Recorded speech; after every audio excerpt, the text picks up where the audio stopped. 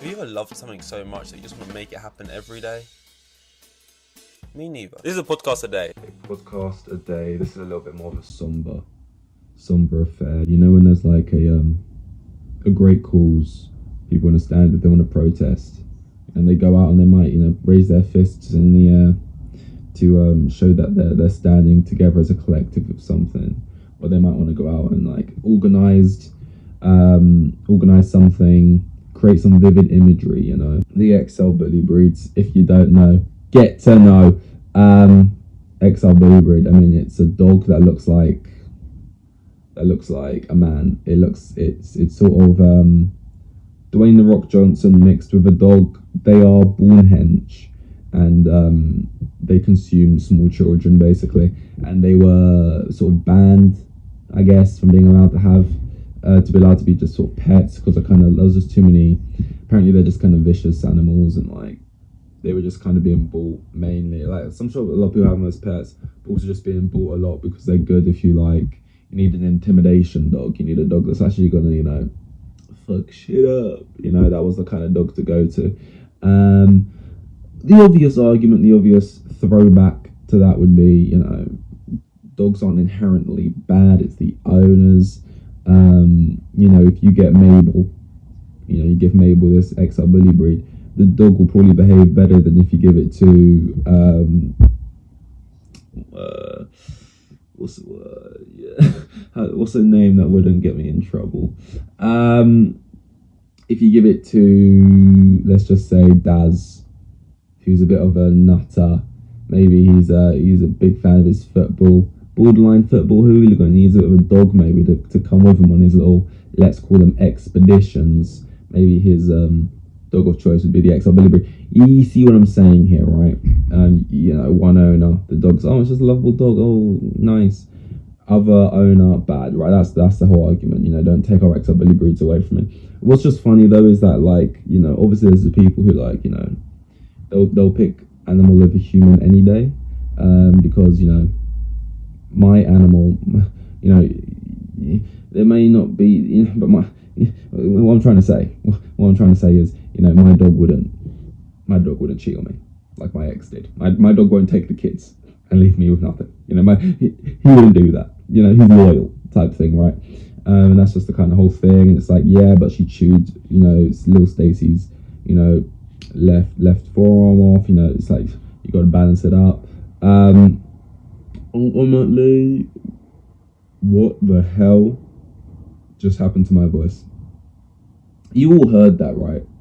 That is the most intense voice change ever happened. That happens sometimes. It's like all of a sudden you speaking a bit different.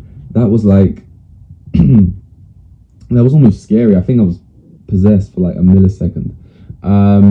Ultimately, I don't have one of these particular dogs. So if I did, and then they were like, give it to us for like 200 quid, we got to kill it. Obviously, I'd be a little bit more defensive about it. I don't have one. So whatever. But also, they are just also not that cute. The whole thing about dogs and that is they're meant to be cute, and these dogs are not cute. They are borderline ugly, which is a crime. Like, a dog shouldn't.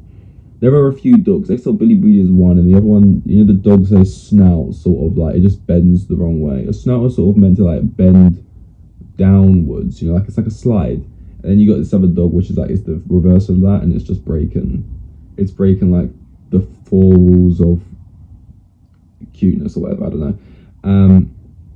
But basically, the latest thing I've seen on this XL bully breed stuff is a guy wearing a muzzle while with his XL bully breed in public, because it's like unfair, I guess. So he's garnished a muzzle in solidarity with his dog. I guess in his mind it's kind of like, it's like I stand with you type thing. I was going to say it's like when a parent shaves their head when their kids got cancer, but that's not really like a protest thing. That's just kind of like trying to be nice. I don't know. In his head, I don't know what it is. If he thinks people will see this and go, oh, he's right. We wouldn't make humans go out in muzzles. So why are we making the dog do that? Like, I don't know what he's getting at exactly. Other than, maybe we're putting too much on it. Maybe it's just that it's a fashion choice. I don't know. Maybe we're just adding stuff that wasn't there. But you know, these people, you know, they love their pets. I'm not gonna like I've not seen this. I've not seen this before though. I've not seen people walking around with big cones on their heads before. It's never really been an issue before. So I don't know where it's came from. I mean, you could argue to an extent making your dog be on a collar. Like most people nowadays, will put their dog in like a harness or something when they go take it for a walk. You could argue like having your dog on a collar and then pulling it by its neck and stuff in itself is like maybe just as annoying as having a muzzle in its mouth. I don't know. I don't see it again. I don't see anyone walking out with the collars and the leash type things in solidarity in that way. I don't know. It's weird. It's mildly funny. And that's what's happening right now in the world, you know. Well, no, it's not actually. Sorry, that's completely not what's happening right now in the world. That's what's happening like right now in like small suburban areas, maybe. That's what's happening right now in like East Ham. But you know, it's funny. It is funny. What else we got down here though? Oh, should I talk about that now? Yeah, I guess I can. Basically, I've been seeing this for a while. I don't know why this is news or why anyone really cares, but like, same thing happened with Winnie the Pooh, probably a couple other big properties. But like in 3 months' time, Mickey Mouse will finally be in public domain, which means you can use Mickey Mouse's likeness without getting copyrighted. You can just use it. It's not like you're not going to have, you know, big Disney step on your neck. You can use Mickey to do whatever heinous things you want, right? You can have Michael Mouse, you know, you can depict him doing all sorts of Class A's. You can have him committing all sorts of crimes. You can have Michael Mouse, you know, evade the tax man. You can have Michael Mouse. You can have Michael Mouse do whatever dirty little deed you want, and you won't have any repercussions. I mean, you can make him do good stuff as well. You can basically just use Michael Mouse. And much like with the Winnie the Pooh and every other thing, it's like I see that and I'm like, oh, okay. The first time I remember seeing this, like, oh, wow, it's entering the public domain. You kind of just think, oh, that's kind of cool. They're selling it to you like this is cool, so you're assuming this is cool. You just take that as cool. You're like, oh, well, people do it. That's kind of cool. I guess people will. You're expecting to see some big blockbuster film or something which is like uses it in a cool way, and then it's just like, oh, there's this horror movie by some low budget thing, and they're gonna make like a, you know, it's just like the Winnie the Pooh horror film.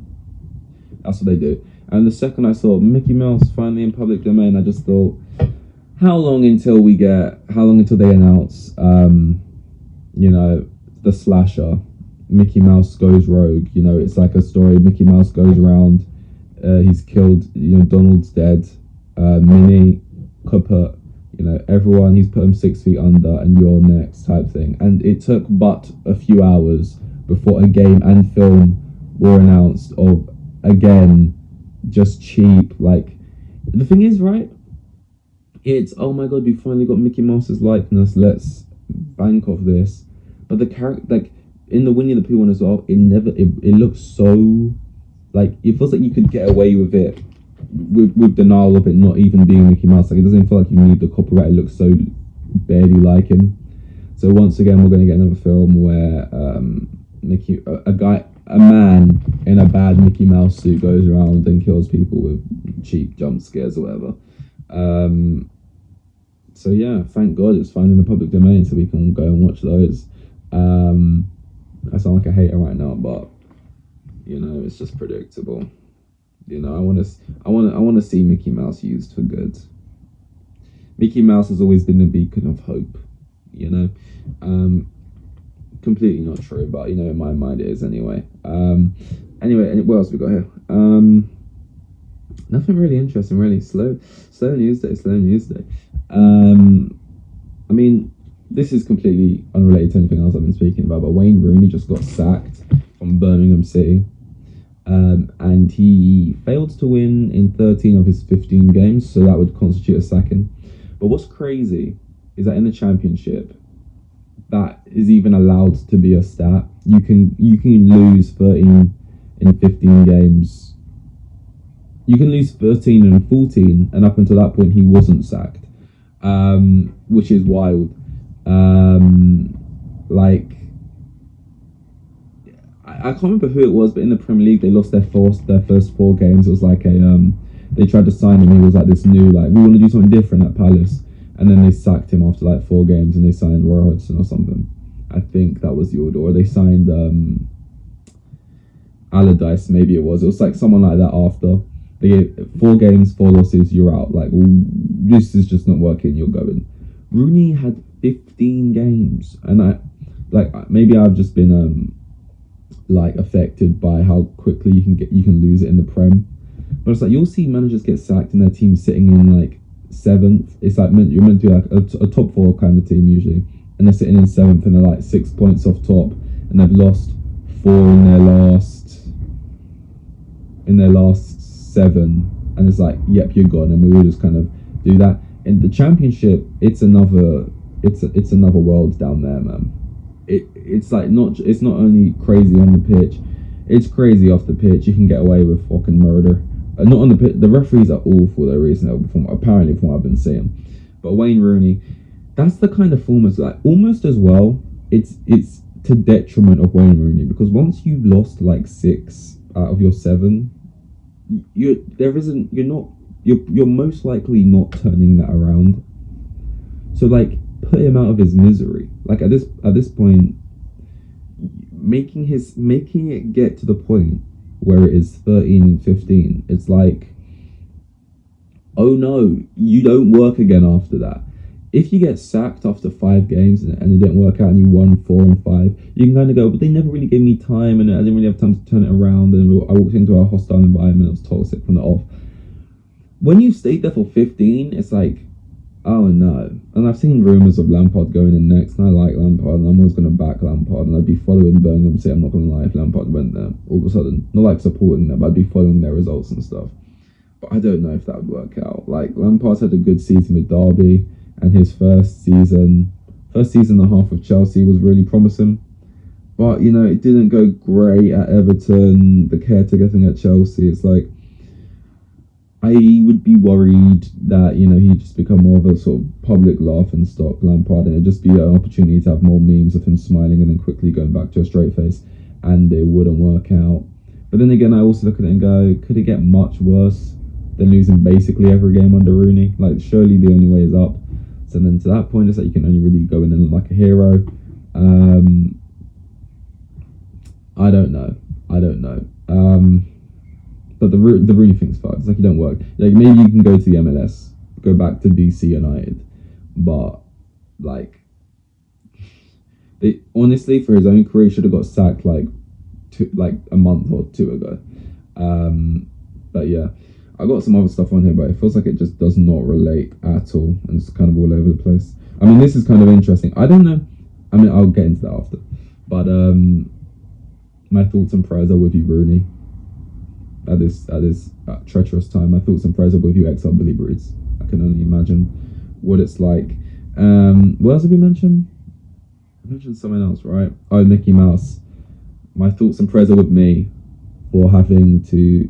I mean, I'm not going to see it. I don't know, but just seeing the trailers, I guess, is a crime enough. 301. Thank you. Seeing 302.